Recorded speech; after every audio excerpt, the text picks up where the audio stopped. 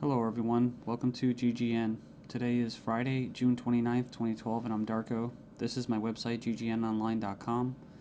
There's a poll up there, you can check on it and vote how long until a drone kills the first American on American soil. So far, the majority are saying within the next year, followed by the next 2 years. You can follow GGN with your email address, also on YouTube, ddarko2012 and ddarko2013. And if you'd like to help, you can donate right there. So, and there's also a little news archive there. So, I'm ready to go here, and we're going to cover the economy. And the biggest news, of course, is Obamacare approved. It was kind of shelved for a while there, and now it's back from the dead. So, and a little bit of eugenics, because you have financial warfare, and then you have social warfare, you have eugenics, and it kind of all just is immersed, right, in the same global agenda. So it says here, Obamacare approved, IRS to force Americans to buy health insurance. It says it's a victory for Obama and a travesty for the middle class. The Supreme Court upheld Obama's health care mandate, empowers the IRS to begin to regulate America's health care by 2014. Expect IRS thugs armed with shotguns knocking at your door to fine you almost $700 a person or $2,000 per household for failure to purchase health insurance. If you fail to pay the outrageous fine, expect to be sued by the IRS. It says here that revised healthcare laws remove the penalty of almost $250,000 in imprisonment up to 5 years. It says here this ruling allows the federal government to force citizens to enter a contract with private corporations to buy health insurance. This is happening just days before the 4th of July, when Americans won its independence from British tyranny, and now we face the same tyranny today. It says here by 2014, all Americans will have to submit or face being fined and sued by the Internal Revenue Service. The American people are already struggling financially with record unemployment, inflation, and trillions of dollars in national debt.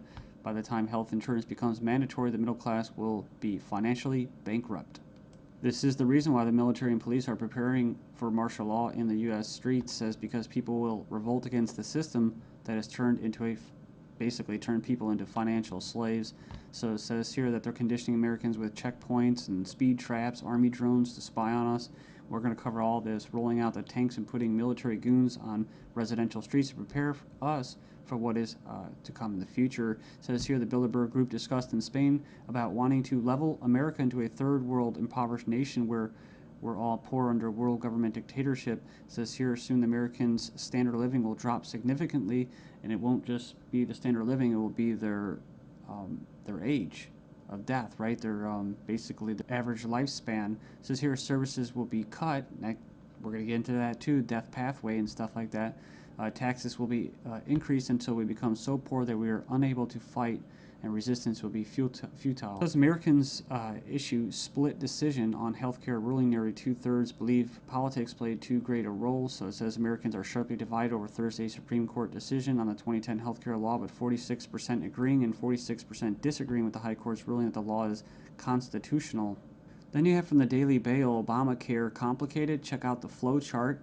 And yeah, there's our buddy, the IRS, right there. But it's just a god-awful mess. And you have Secretary of Health and Human Services in the middle. All these different vested interests, all these different bureaucracies. And the biggest invested interest that helped write the bill was the insurance companies. And they're the ones that are going to basically, how could you say, not profit. Well, they will profit, but they're going to get the best advantage from this, right? And if you would like an anarchist perspective on the whole Obamacare thing, I think Stefan Molyneux did a pretty good analysis of this. I think he held back a lot. I think he's gone over it and made his point so many times, his argument, that he was actually kind of just laid back about it. So it's kind of nice. It's 18 minutes, not too long. The truth about Obamacare, yes, it's even worse than you think. And right here in the description, he puts in there the 6 facts that he presents in his argument. So fact 1, there is no law in the U.S. anymore. Basically what he's saying is that if they could just do anything, then there's no law, right? And it's tricky because, in quote, in a stateless society, there would be what? No law. Well, there would still be common law. See, this isn't common law. This is political law. That's why you have pigs, political law enforcement, and the like that are going to be enforcing this, federal agents and that. So in other words, what he's saying is that you might as well just have no government, because right here you have a dictatorship with, quote, laws, right? They have laws that basically write in a dictatorship. So we have here Obamacare is an admission that all previous government health care programs have failed. So, and this is true. I remember the recording, about Nixon and stuff like that, getting people on Medicaid. It doesn't really matter whether it's good or not. And in fact, costs have already doubled from initial estimates, and that's usually how it works. As soon as this gets closer to fruition, oh yeah, some hidden costs. Sorry, guys.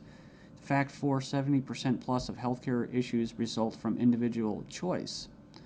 So the thing about it, he's talking about smoking, drinking, eating basically a lot of bad food and stuff like that. You can actually help.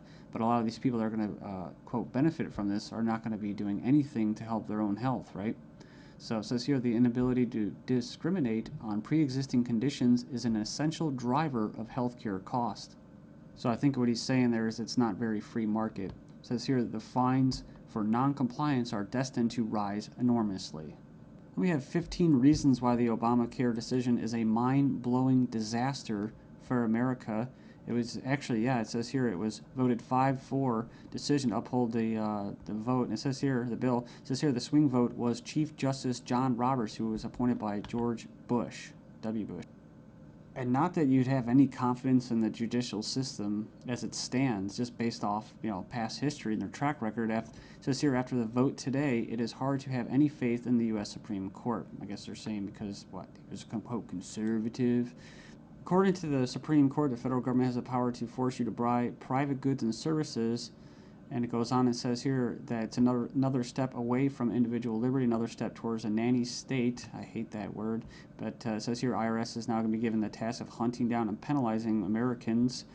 And it says here, in fact, the Obama administration has given the IRS $500 million extra outside the normal appropriation process to help them enforce the provisions of Obamacare they're in charge of overseeing. It imposes more than 20 new taxes on the American people. And you can click the link there. If you click the title of this article, you can find it and check it out. So it says here, number 5, an attempt to control costs and promote efficiency.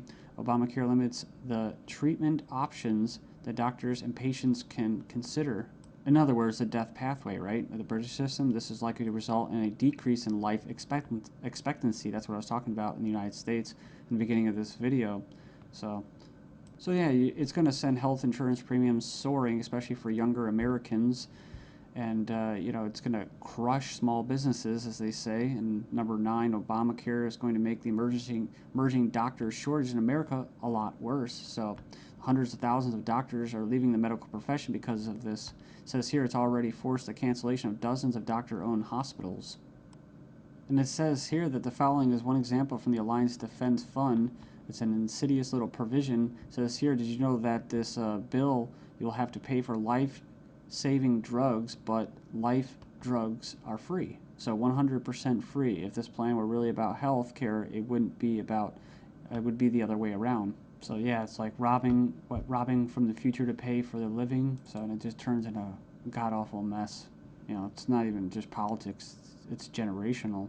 13 reasons why the revolution might start with Obamacare. Go in there and check that out. I'll just name a few and you can hopefully go in there and check it out. It says here that's a direct tax which is unconstitutional under Article 1, Section 9. And you can go in there and read that. It says here it violates states' rights since federal government does not have the constitutional authority to take over healthcare as stated in the 10th Amendment outlined in the Bill of Rights. This mandate is involuntary servitude or slavery to big banks and insurance industries, neither slavery nor involuntary servitude except as punishment for a crime whereof the party shall be duly convicted. Basically, the 13th Amendment. So yeah, that's the federal government's 4th of July Independence Day present to Americans. It's pretty crazy. I mean, you think the timing of this was just happenstance? I bet it isn't. Let's just show you. Just give you a big middle finger right in front of your face. Stagnating life expectancies in the United States. Poor U.S. citizens live 5 years less than the affluent, but they don't talk, what about the middle class, right? So despite modest gains in lifespan over the past century, the United States still trails many of the world countries when it comes to life expectancy. We remember this article, top doctors chilling claim the NHS kills off 130,000 elderly patients every year. It says here, a professor says doctors use death pathway to euthanasia of elderly. Says here that Liverpool care pathway, death pathway, may be slippery slope to backdoor euthanasia. This is from 2009 from the Telegraph. Says here that the patient assessment selects those deemed close to death for withdrawal of food and fluids or being placed on a continuous sedation until they die off. Next up, we have another little example. Doctors said this individual was a typical lazy teenager. Actually, she had an aggressive form of cancer. So it goes on here. It says that she was finally diagnosed after she had an MRI scan following a fall. So basically, she was left undiagnosed for 6 months after doctors mistook her symptoms for typical teenager laziness. So as cancer rates soar due to the eugenics and that, I see these articles, European meeting to be held to raise awareness of the eugenic current of European society held in Strasbourg, France. It's hosted by the Parliamentary Assembly of the Council of Europe, or PACE, this week to address the alleged eugenic current of European society and eugenics and human rights issues of prenatal screening. It says here, currently the highest court in Europe is considering a complaint from a woman who claims that she was not given a prenatal screening which would have revealed her daughter's Down syndrome and thus allow her to choose to abort her child. They didn't go into this, which is what? Scottish toddlers to be tested to see if they will grow up to be drug addicts or criminals. So they're going to basically examine them to determine their capacity for violent crime, to be violent. But what happens when this comes to the UK? Thailand violent students to be drafted into our army automatically. And another possibility is this. Desperate Europeans try to sell kidneys and lungs being offered for as much as $250,000 as Europeans are grappling with the economic misery. Illegal organ sales are on the rise with desperate sellers willing to basically part with their kidneys, corneas, bone marrow, and even lungs to put food on the table. It says here, organized criminal groups are preying upon the vulnerable on both sides of the supply chain. So they're not just talking about Israel, they're talking about internet ads spotted across Italy, Spain, Greece, Russia. And, people leave comments about euthanasia. I don't, it's like I don't have a moral issue with somebody carrying out euthanasia as long as there's some kind of consent there. The only issue I have for it, or with it, and that's why I bring it up, is when it's in the government's hands, where we have a government legislating morality. They can't do that, like the death penalty. So I don't support the death penalty. With euthanasia, if you're declared a violent or criminal or deviant or drug, going to be a drug dealer, well, then they go ahead and euthanize you, and then they can sell your body parts. And that's probably already going on in Asia and parts of the world. But what happens when people want to sell their entire bodies? Right, a one-time donation, or they could just sell their entire body and have it just basically, as they say, cannibalized for different parts. I mean, it sounds nice on the surface to help out your family and stuff like that, but that's talk about preying on the vulnerable, man. Then we have this guy, Jim Rogers, saying that financial Armageddon will happen despite the EU deal. Says the solution to too much debt is not more debt. 2 suicides in 2 days. Greece sees social backlash of crisis.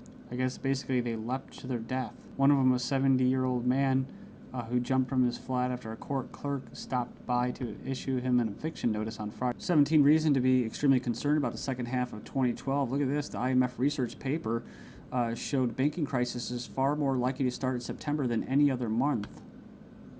It says here, Moody's downgraded the credit ratings of 15 major global banks. I guess this organization or website, Leap, issued a red alert to the global financial system for this fall. It says here they're warning that the second half of 2012 will represent a major inflection point for the global economic system. Let's not forget about bank runs like the possible one at RBS, Royal Bank of Scotland. It's a glitch. That's right. England, they are basically preparing for a collapse of the Eurozone.